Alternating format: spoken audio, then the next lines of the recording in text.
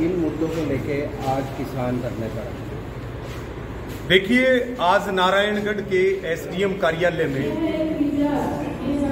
किसानों की एक पंचायत हुई है और मुद्दा है बनोती शुगर मिल की लगभग 23-24 करोड़ रुपए की बकाया पेमेंट, इसके साथ में क्रॉप लोन घोटाला जिसमें आज तक कोई कार्रवाई नहीं हुई।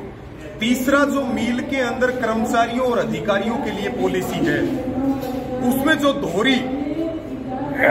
दोहरी नीति अपनाई जा रही है, इन 3 मुद्दों को लेकर के पंचायत की है।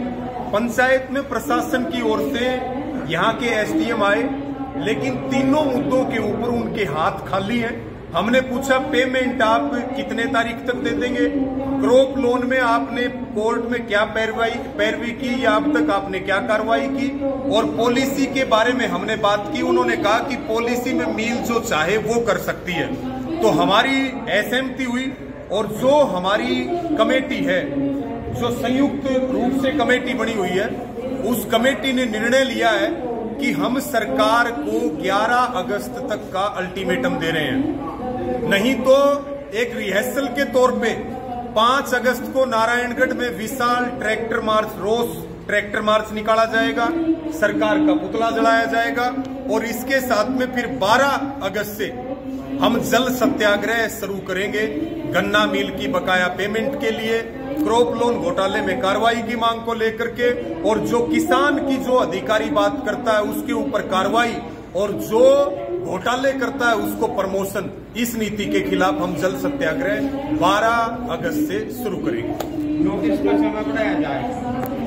इससे ज्यादा शर्म और अफसोस की बात क्या हो सकती है कि जो इस सूबे के मुख्यमंत्री हैं, उनका खुद का विधानसभा क्षेत्र है नारायणगढ़। उनके खुद के विधानसभा के क्षेत्र में किसान पंचायत कर रहा है, किसान धरने के ऊपर बैठा है, वो ट्रैक्टर मार्च और जल सत्याग्रह की बात कर रहा है। मैं मानता हूं अगर सीएम में थोड़ी सी भी शर्म बाकी है या थोड़ी सी भी संजीदगी है तो वो तत्काल प्रभाव से किसानों से बात करके उनके मुद्दों का समाधान करेंगे।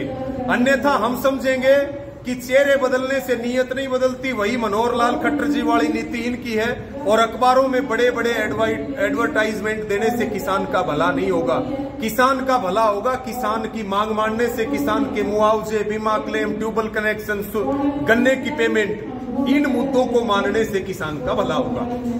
क्या गारंटी कानून, किसान की कर्ज मुक्ति, भूमि अधिग्रहण कानून 2013 वाला वापस लागू किया जाए, किसान मजदूर की पेंशन बढ़े, भारत WTO से बाहर आए, और जो शहीद स्मारक की हम मांग कर रहे हैं जमीन की सिंगू या टिकरी बॉर्डर पे, इन सब मुद्दों को लेके हमने 16, 17, 18 जुलाई को सांसदों को ज्ञापन सौंपे।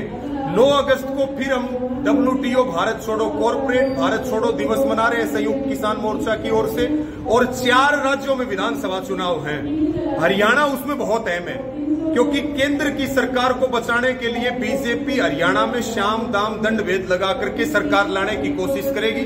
हरियाणा में इनको सुपड़ा साफ होते हुए नजर आ रहा है क्योंकि इनको भय लग रहा है कि अगर हरियाणा से बीजेपी चली गई तो पंजाब से चला हुआ ट्रैक्टर जाकर के दिल्ली में रुकेगा। इसलिए 3 टांग की अगर सरकार बचानी है तो हरियाणा में हर हाल में सत्ता चाहिए। लेकिन हमारा संयुक्त किसान मोर्चा का जो फैसला लोकसभा में था वही फैसला विधानसभा में है। बीजेपी का विरोध करेंगे, बीजेपी की पोल खोलेंगे, बीजेपी को सजा देंगे, और जो बीजेपी के सामने सबसे मजबूत प्रत्याशी होगा, चाहे वो किसी भी दल का हो या निर्दलीय हो, उसको वोट देंगे और दिलवाने का काम करेंगे। ये संयुक्त किसान मोर्चा का फैसला है। हाँ जी सर, आज ये जो किसान यहाँ पर बैठे हुए हैं धरने पर, इनकी क्या मांग है और किस तरीके से आपने कुछ हस्तक्षेप इनके बारे में किया है, अगर किया है तो उसके बारे में थोड़ा सा।